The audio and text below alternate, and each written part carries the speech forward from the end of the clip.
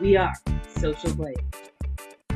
Social media, or media in general, can create a sort of addiction between the media consumer and all a wealth of networks and wealth of communities in pockets of information.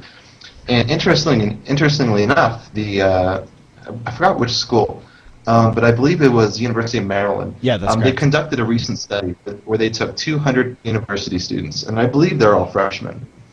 So 18, 19-year-olds, and they asked them to go 24 hours with no cell phone, no internet, no computer, not even things like radio or text messaging or email. And the results were actually quite surprising. Surprising in the sense that basically these scholars came to the conclusion that these kids are addicted. Like, not addicted like, oh, they went 24 hours without email, text messaging, and Facebook, and they're agitated, but they're actually addicted in the sense of there was identifiable withdrawal symptoms, like any other drug. So it's pretty interesting that that's the case, that the way that we, become so connected, and then when we disconnect, creates a feeling of withdrawal, So it's pretty amazing. But what do you guys think? Go ahead, Aaron. Well, I think that, with anything, there needs to be moderation, and especially with children, there needs to be monitoring. But, I mean, that's the same with video games. They're addicting, too, and we let our kids play them. So, I think with anything that's fun and entertaining and you can do on hours at end, then you got to be concerned when it comes to children, because they do need to have, other things to open up their minds and embrace new concepts for their development. And so I don't think doing one thing at all, whether it's social media, whether it's video games, whether it's playing outside, too much is beneficial for the child. So what is this outside you speak of? that door-looking thing, that rectangle thing. That's way too outside. That's the pizza reception portal. There's nothing on there except for the pizza guy. Interestingly enough, there was an event today that you chronicled very nicely, JD, and that was basically on Reddit when people, there was a time when people weren't able to submit, when it was just going kind of wonky, and for the first time in what could have been weeks, maybe even months, some Reddit users got to go out and see the sun.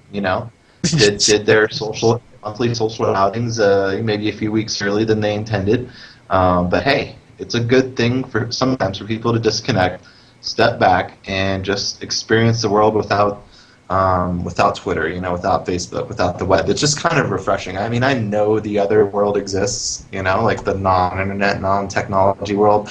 I couldn't tell you what it's like, but I hear it's pretty darn cool,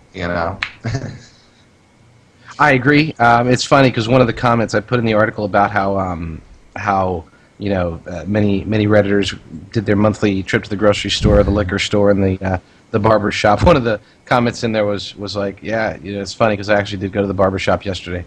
Reddit was down for several hours. It was live, but it was in read-only mode, and during this time you could not submit. And it was very well received considering that it was so poorly written.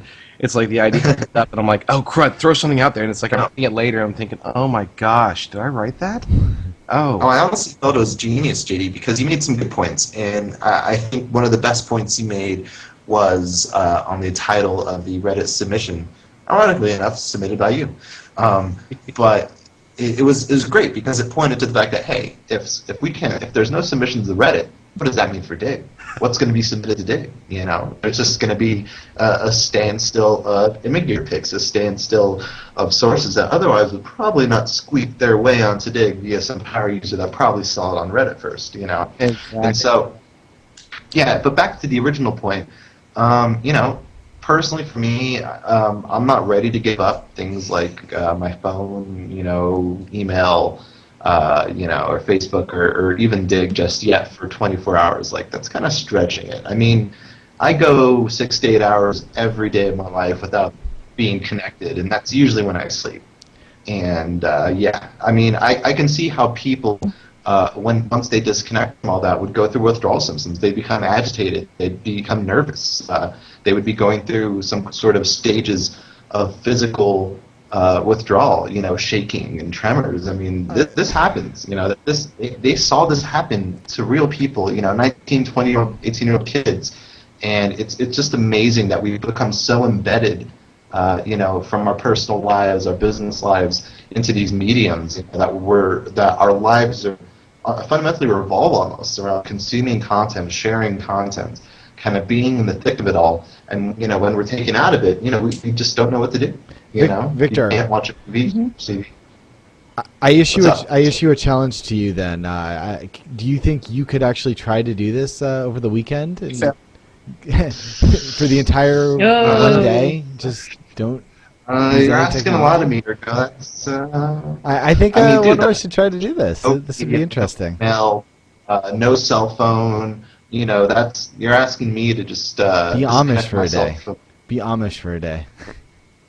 Wow. Amish for a day. That's a good way to spin.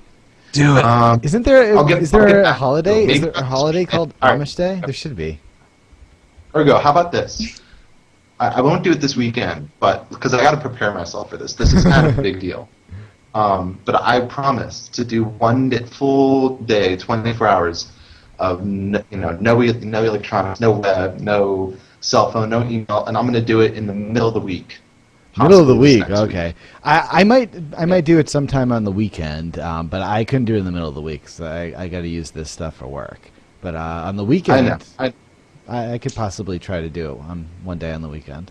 All right. Well, all right. I'll commit to doing it then on a weekend with you. We'll do it on the same day. Okay. It's crazy. We'll discuss that. Find a good day, so and we'll do that. And we'll have a little check-in on the show, and we'll compare our experiences. Yeah. Maybe you found a dark corner in your home to get in the fetal position to stay there for 20 hours.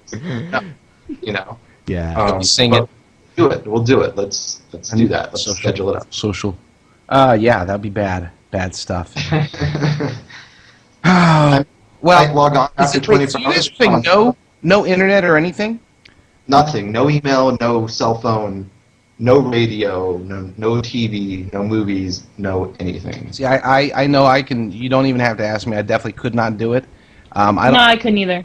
Can you use a car? Can you drive? Well, me and Rico are doing it for the purpose of, participating kind of, albeit in a disconnected manner from this University of Maryland thing, but, we're doing it on our own way. It's a Social Blade show, sociological study that is happening. Are you allowed to use a car? That's my question. Can you drive Yes, somewhere? you can use a car, but no radio. You have to turn off the radio. That's fine. No CDs, no nothing. Okay. And I think the only exception I'll make is I will bring my camera on this excursion so I can record it. But no, I encourage you. I'll bring just proof proof to document the proof. We'll document it, and then we'll explain to everyone how 24 hours of hell is. Yes.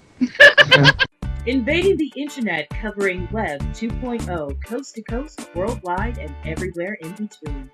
This is where you put the social in social media. We are Social Blade.